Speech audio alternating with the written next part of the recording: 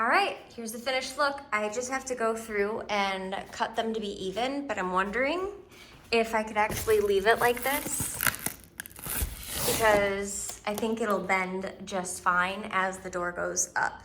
But all you gotta do is put the double-sided sticky tape across the bars here, let it sit, get tacky, and then you just start laying the panels down.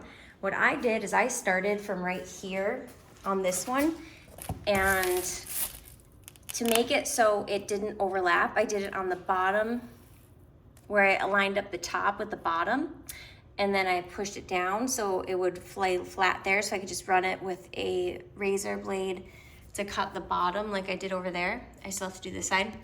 And then it was easy because this was protected, so then I went to the next aisle and laid it there. I wish I had a video of how I did that, but it was super easy. And then I just went in with a razor blade and cut out the holes for where the little hardware stuff is. And yeah, it's over 10 degrees of a difference from what it was, so I'm really excited. It comes with everything you need. I had a little bit of extra.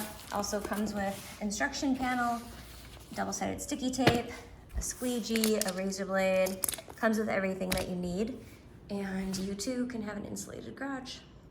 Watch some YouTube videos to see how it was done, and good to go.